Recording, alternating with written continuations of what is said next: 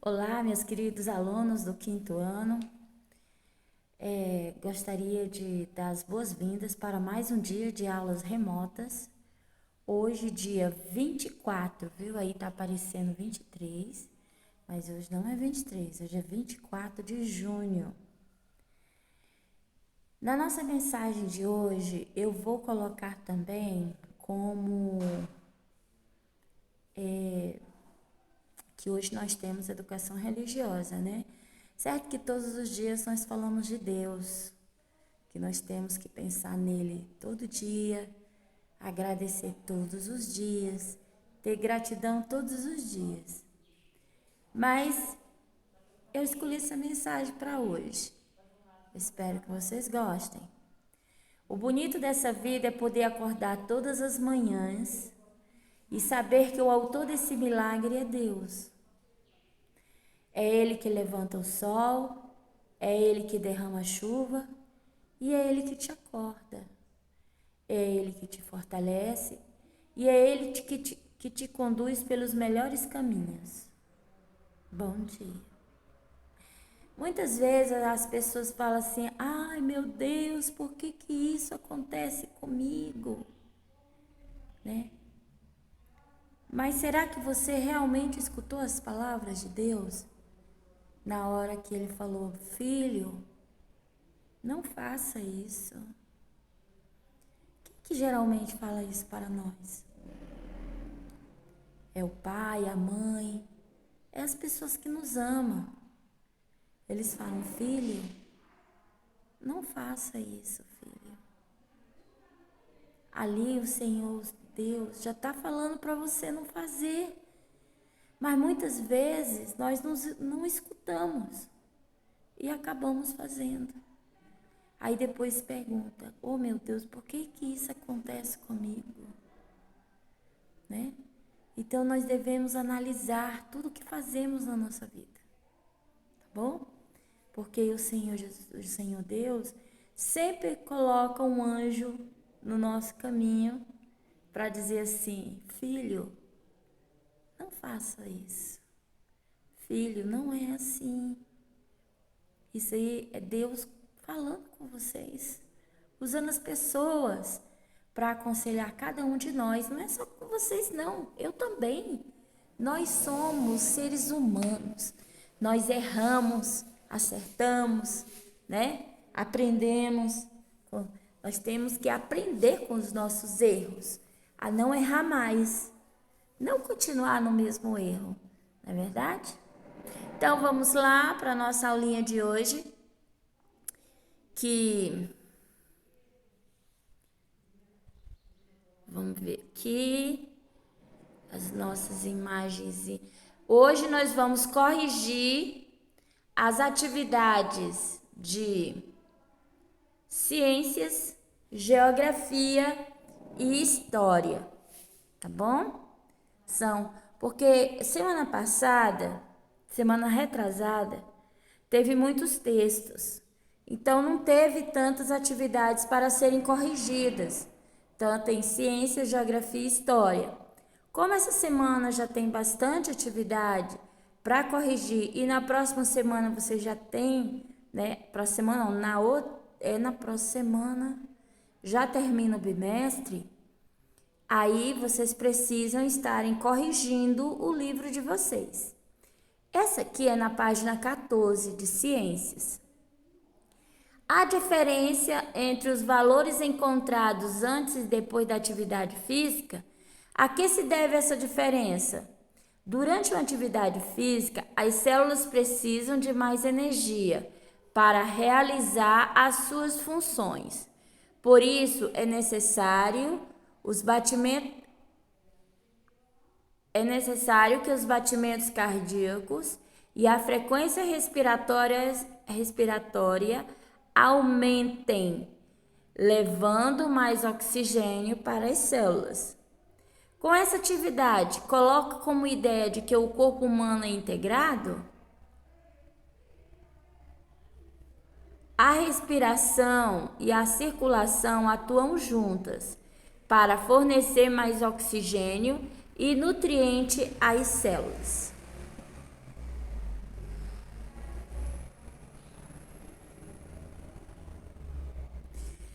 Pensem, essa aqui é da página 15. Vocês podem estar dando pausa no vídeo e abrindo o livro na página 15, tá? Essa máscara, aqui é a máscara, tá, gente?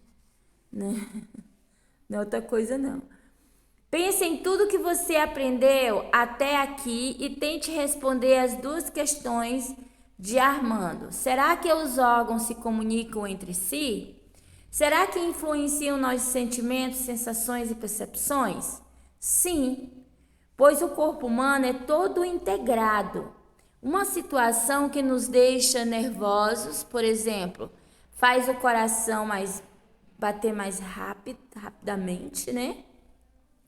O objetivo dessa questão é fazer com que os alunos pensem em diferentes situações e integração do corpo humano. Por exemplo, quando você corre, a sua circulação acelera, o seu rosto avermelha, você começa a suar, o seu coração começa a bater mais rápido, a sua respiração fica ofegante, você fica com sede, o seu corpo precisa de água porque você suou muito. Então, o nosso corpo, ele é todo integrado. Ele é como se fosse uma peça, ele é uma peça única, não é como se fosse. Ele é uma peça única. Por isso que quando uma pessoa faz uma cirurgia e tira um órgão do seu corpo, ele vai precisar ter uma alimentação diferente, ele vai precisar ingerir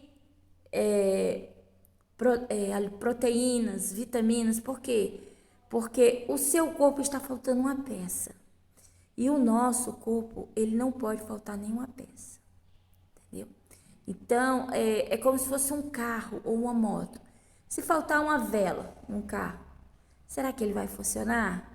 Se faltar uma correia daquelas do motor lá, será que ele vai funcionar? Não vai funcionar direito, ele não vai funcionar. A moto tem aquela velinha. Se tirar aquela vela, ela vai funcionar? Não, ela não vai funcionar. Então é o nosso corpo.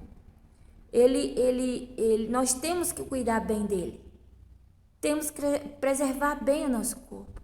Porque muita gente fala assim, pega uma moto, sai aí às pressas, e não sente as consequências do que pode estar acontecendo com o seu corpo, com a sua vida. Então, vamos cuidar do nosso corpo, que é o nosso grande tesouro. É você mesmo, né? O nosso corpo somos nós. Então, nós temos que cuidar bem dele. Armando queria saber a função dos órgãos e sua importância. Escolha 2 órgãos que você conhece e explique sua função. Então, isso aí é pessoal. Você pode escolher qualquer órgão e falar sobre a função. Os alunos poderão escolher o sistema respiratório ou o digestório. Talvez alguns saibam de outros órgãos. Se possível, mostre a localização desses órgãos para contextualizar a resposta. Então, eu pedi para vocês colocarem lá qual órgão vocês queriam ter alguma curiosidade para aprender sobre esse órgão. Eu acho que só teve 2 alunas que colocaram. 2 só. Se eu não me engano, tá? Se eu não me engano na memória. Você também quer conhecer melhor? Aliás, foi 3 alunos, foi um menino e 2 meninas. E você também quer conhecer melhor a si mesmo e a vida que existe em seu corpo? Escreva em uma folha avulsa uma curiosidade que gostaria de saber e entregue-a para a professora. Pois é, eu pedi para vocês colocarem lá. Colocarem o nome e o órgão, né? Coloque lá no grupo o nome e o órgão que vocês gostariam que tenham alguma curiosidade, tá? Então, eu vou estar esperando pelos outros alunos, tá? Eu não posso parar o conteúdo e esperar a resposta, eu tenho que continuar. Você vê quantos dias faz que a professora pediu.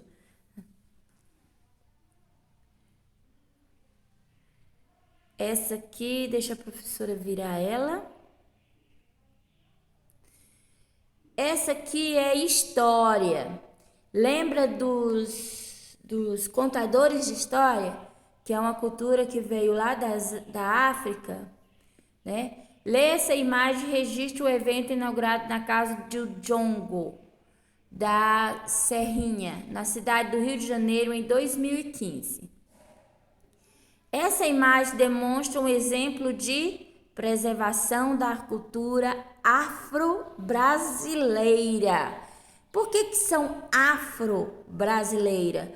Porque são pessoas ou descendentes de africanos que moram no Brasil. Então, são afro-brasileiras. Toda pessoa que tem características negras, ele pode ser considerado afro-brasileiro. Por exemplo, eu não tenho pele morena, mas o pai do meu pai era descendente de africanos. É o pai do meu pai. Então, eu tenho os lábios grossos por causa da descendência do pai do meu pai, né? Ele era bem negão mesmo, bem fortão. Nasci muito branquinha, né? Mas poderia ter nascido bem moreninha, porque meu pai é bem moreno. Mas puxei mais a família da minha mãe. Escreva sobre a importância da preservação da cultura afro-brasileira. Então, esperamos que os alunos argumentem que a preservação da cultura afro-brasileira é uma maneira de valorizar e respeitar a história e as tradições dos povos africanos que foram trazidos para o Brasil. Deixa eu ver aqui. Não. Tem outra aqui. Aqui. Essa aqui já é história da página, vamos ver aqui se tem a página 13. Lê as afirmativas, marque V para as verdadeiras e F para as falsas. Então, a primeiro quadrinho é verdadeira. A oralidade é uma maneira por meio de qual muitas sociedades preservam seus conhecimentos e sua história. A segundo quadradinho, é falso. Na atualidade, não existe mais tradições de compartilhar ensinamentos por meio da oralidade. Existe sim. Existe lá os grupos, né, de contadores de história. O terceiro quadradinho é verdadeiro. A cultura popular brasileira se origina das tradições de diversos outros países. Nós somos um povo de muitas raças, né? Igual nós já estudamos. Use as palavras destacadas para escrever um resumo sobre a importância de conhecimento dos anciões na preservação da cultura de uma comunidade. Tem memória, conhecimento, oralidade e compartilhar. Esperamos que os alunos elaborem uma síntese sobre a importância dos anciões quanto ao compartilhamento de conhecimentos com os mais jovens e, consequentemente, preservação da memória familiar ou comunitária. Terceira questão. Que instrumento você usa para medir ou organizar o tempo no seu cotidiano? O relógio, o calendário, o cronômetro, a agenda, entre outros, né? Hoje em dia usam celular, né? Despertadores, então tem tudo isso. É mais o celular, né, que o pessoal usa. Relacione os calendários representados com as atividades que podem ser organizadas de acordo com cada um. Vai a letrinha B, que é o segundo desenho. É o segundo calendário aí, né? Identificar o ritmo da natureza para planejar atividades ligadas à agricultura. E o outro é a letra A, organizar o ano escolar.